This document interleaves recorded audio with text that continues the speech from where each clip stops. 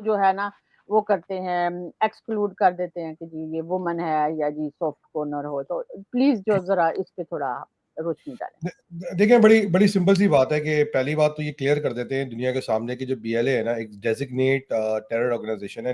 2019 के अंदर यूएस ने इसको स्पेशली डेजिग्नेट टेरर ऑर्गेनाइजेशन के तौर पे रिकग्नाइज किया था। जी, उसके अलावा यूके भी कर चुका है, यूरोपियन यूनियन भी कर चुकी है, पाकिस्तान तो जारी बात है इस पे काफी दिनों से शोर कर रहा है। और हैरत की बात यह है कि ये सारी जब ऑर्गेनाइजेशंस टेरर ऑर्गेनाइजेशंस के तौर पे डेजिग्नेट होके आइडेंटिफाई हो गई हैं, हुँ, तो इनके जो करते धरता हैं वो कैसे जो है वो इन मुल्कों के अंदर ओपनली ऑपरेट कर रहे हैं। वहां से ब्लॉग्स भी करते हैं, वीलॉग्स भी करते हैं, कैंपेन्स भी करते हैं, प्रोग्राम्स भी करते हैं।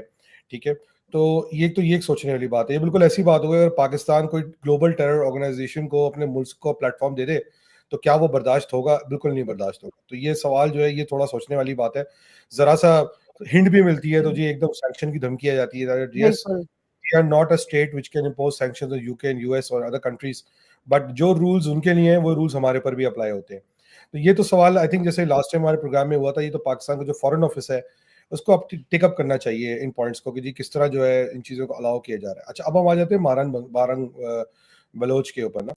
तो देखें, ये जो बलोच यकजहती काउंसिल है या कमेटी है जो भी है, ये एक ऑफसेट्स हैं, ये ऑफशूट्स हैं। हम देखते हैं हर कुछ साल के बाद ये खड़े कर दिए जाते हैं एक जी, सॉफ्ट फेस देने के लिए, ताकि जी इनकी जो टेरर एक्टिविटीज हैं जो उसको एक सॉफ्ट फेस दिया जाए, उनको उसको एक पॉलिटिकल फेस दिया जाए। ये बिल्कुल वैसी है जैसे अगर आप देख लें लेबनान के अंदर एक तरफ हिजबुल्लाह एक तरफ अमल है, तो अमल हुँ, पार्टी जो है उनका पॉलिटिकल विंग होता है और हिजबुल्लाह जो होता है वो उनका मिलिटेंट विंग होता है। तो इसी तरह का फॉर्मूला जो है वो पाकिस्तान में बलूचिस्तान के अंदर भी लगाया जा रहा है। और एक बिला वजह का एक खातून को जो है ना वो टेरर विंग को जो सपोर्ट करती हैं, एफिलिएट करती हैं, या सपोर्ट या उसके साथ सिंपैथाइज भी करती हैं, उनको हीरो बनाने की कोशिश की जा रही है। सबसे हुँ, इम्पोर्टेंट बात ये है कि जो समझने की जरूरत है वो ये कि जो फैसिलिटेटर्स होते हैं या सहूलतकार का जो एक वर्ड है जो हम काफी हमने देखा कि जो सहूलतकार होते हैं वो भी एक्सेसरी होते हैं, एक्सेसरी टू क्राइम। दुनिया भर में कानून के तहत जो एक्सेसरी ऑफ क्राइम होता है उसकी भी वही सजा होती है। जी, तो अगर हम ये देखें इस तरह से कि भारत बलोच या बलोच यकजहती काउंसिल या इससे पहले इनके मामा कदीर और XYZ बहुत सारे ऑफशूट उठते रहे, वो करते क्या है कि इनके लोग जब गायब हो जाते हैं, एक्टिवेट हो जाते हैं, उनको रिकवर करने के लिए, पॉलिटिकल फेस देने के लिए, विक्टिम कार्ड खेलने के लिए वो एकदम खड़े हो जाते हैं और वो जो है ना वो उसके ऊपर जो अपना जो है ना वो पॉलिटिकल मूवमेंट चलाते हैं। अफसोस की बात ये होती है कि जो ह्यूमन राइट ऑर्गेनाइजेशंस होती हैं या पाकिस्तान के जो ऐसे जर्नलिस्ट हैं जो पाकिस्तान के अंदर सिर्फ क्योस चाहते हैं, वो पता नहीं कौन सी जमहूरियत का इंतजार कर रहे हैं जिसका नुकसान से पाकिस्तान की इकाई को हो, वो लोग जो है वो उसको सपोर्ट करके लेजिटिमेसी प्रोवाइड कर रहे होते हैं।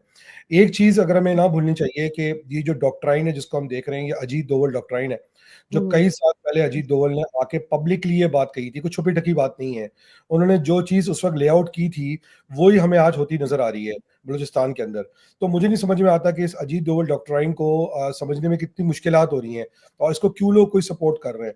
तो ये writing is clearly on the wall कि इसकी तारीख में बहुत सारे आपको और एग्जांपल्स भी मिल जाएंगे, मगर in the end of the day ये जो एक सपोर्ट जिस तरह से आप देखते हैं ना, जिस तरह से इनको मिसालें इनको नोबेल पीस प्राइज के लिए नॉमिनेट कर दिया। जी, जी, मतलब आप मुझे बताएं एक टेरर ऑर्गेनाइजेशन की सपोर्टर को नोबेल पीस प्राइज के लिए कैसे नॉमिनेट किया जा सकता है? तो किस तरह वो कर सकती, क्या उसने कौन सा पीस की कोई एफर्ट की है?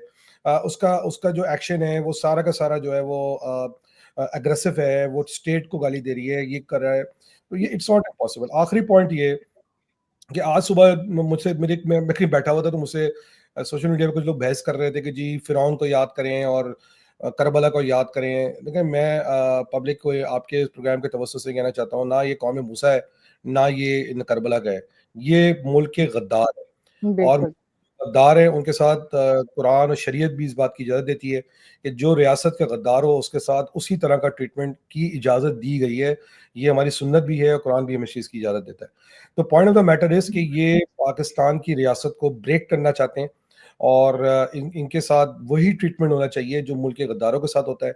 और मैं तो देखिए ना, अभी जो जैसे चीफ साहब ने पिछले दिनों एक बात कही है हार्ड स्टेट की, तो हुँ, हार्ड स्टेट में आई थिंक अब हार्ड एक्शंस हार्ड डिसीजंस लेने का टाइम आ गया है। और बिल्कुल। उसमें इंपॉर्टेंट ये है कि जो इनके फैसिलिटेटर्स हैं, सिंपैथाइजर्स हैं, सपोर्टर्स हैं, उनको भी उसी पराये में देखा जाए, वरना वो क्या करेंगे कि वो इन टेररिस्ट की एक सॉफ्ट इमेज क्रिएट करके एक बिला वजह का उनके खिलाफ उनके फेवर में एक मूवमेंट चला के रखेंगे, जिसकी वजह से पाकिस्तान को लॉन्ग टर्म में पॉलिटिकली भी और शायद हो सकता है डिप्लोमेटिकली भी और शायद फाइनेंशियली भी। मगर एक चीज़ है जो मैं ऐड करना चाहूँगा, क्योंकि आपने एक इंटरनेशनल पर्सपेक्टिव की बात की थी, वो ये कि देखें इस वक्त जो सीपैक है वो बहुत बड़ा पाकिस्तान के लिए एक इम्पॉर्टेंट प्रोजेक्ट है, और सीपैक के अंदर जैसे गवादर पोर्ट है या जो बलूचिस्तान है, और या SIFC की जैसी बात की गई थी जिसके अंदर मिनरल के डिपॉजिट्स हैं जिसपे पाकिस्तान का फ्यूचर इन्हिसार करता है, वो बहुत सारे ऐसे प्रोजेक्ट्स हैं जो पाकिस्तान अपना टिल्ट जो है वो चाइना की तरफ कर रहा है, और ये चीज़ डेफिनेटली ब्रिटिश गवर्नमेंट को पसंद नहीं आएगी। हमें पता है हिस्टोरिकली ब्रिटिश गवर्नमेंट की और चाइनीज़ गवर्नमेंट की एक आपस के अंदर चिपकलिश रहती है। हमने ये चीज़ हांगकांग में भी देखी है, जब 1997 में हांगकांग को वापस चाइना ने एनेक्स करके अपने कंट्रोल में ले लिया था। तो ये चीज़ें ज़ाहिर बात है कि बहुत क्लियर है कि उसके अंदर जो है जो वेस्टर्न फोर्सेस हैं, वो खास तौर पर ब्रिटिश फोर्सेस जो हैं, ब्रिटिश की जो भी इंटेलिजेंसिया होगी वो उसके अंदर अपना कोई ना कोई किरदार अदा करने की कोशिश करेगी। अब इधर एक बहुत इंपॉर्टेंट पॉइंट बन जाता है कि जब एक टेरर ऑर्गेनाइजेशन को डेजिग्नेट कर दिया गया है कि वो टेररिस्ट ऑर्गेनाइजेशन है, तो उसकी सिंपैथी उसके सिंपैथाइजर्स को BBC जो कि ब्रिटेन की गवर्नमेंट चलाती है वो क्यों इंटरव्यू कर रही है और किस एब्सोल्युटली। बेस पे इंटरव्यू कर रही है। ठीक है, और एक बात जो सबसे इंपॉर्टेंट बात सोचने वाली ये है कि जो अभी रिसेंट प्रोटेस्ट हो रहा है वो उन दहशतगर्दों के लिए हो रहा है कि जिन्होंने पाक फौज के जवानों पे हमला किया, जाफर एक्सप्रेस के जवानों पे, सिविलियंस पे हमला किया। चले फौज पे शहादत हो जाती है, जंग हो रही है, आपने सिविलियंस पे हमला किया, आपने सिविलियंस को यरगमाल बनाया, उसके बाद आपने उनको थ्रेट किया और कितनी लाशें जो हैं वो मिली उसके बाद जो है। तो point of the matter is कि क्या BBC जो है वो अपनी गवर्नमेंट की पॉलिसी के खिलाफ जा सकता है? नहीं जा सकता।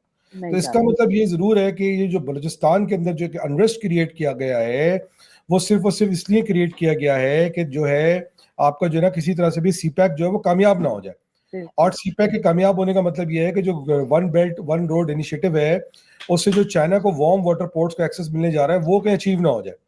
तो मैं ये समझता हूँ कि ये एक प्रॉक्सी है जो कि क्रिएट की गई है, और BBC की जो भी जारी बात है ना कि अब शुक्र है वॉइस ऑफ अमेरिका को प्रेसिडेंट ट्रम्प ने बंद करवा दिया, वरना आपको वॉइस ऑफ अमेरिका वाले भी वहां बैठे नजर आ रहे होते साथ साथ। बिल्कुल बिल्कुल ऐसा। ठीक है, तो ये क्लियर सी बात है कि ये जो एक बलूचिस्तान में जो भी चल रहा है मामला, ये ग्लोबल प्रॉक्सीज का शाखसाना है। और हमें जो है ना देखे ना, ईरान ने तो अपने बलोच जो भी इस तरह के जो भी इरिटेंट्स या मिसक्रेंट्स हैं उनको कट टू साइज करके खत्म कर दिया, सही है, मगर ईरान के अंदर किसी ने शोर नहीं किया। पाकिस्तान के अंदर जो है जब उनके ऊपर आप कोई ऑपरेशन शुरू कर देना चाहते हैं तो फौरन जो है ना वर्ल्ड के अंदर जो है एक अफरा तफरी खड़ी हो जाती है। क्यों?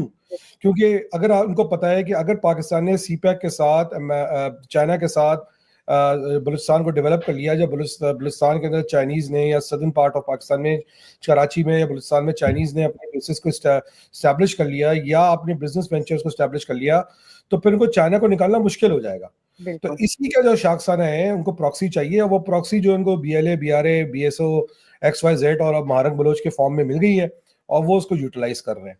तो ये भी एक इसका इंटरनेशनल पर्सपेक्टिव है जिसको हमें भूलना नहीं चाहिए कि ये इसका एक प्रॉक्सी लड़ी जा रही है इस टाइम पे। अच्छा नुमान, आप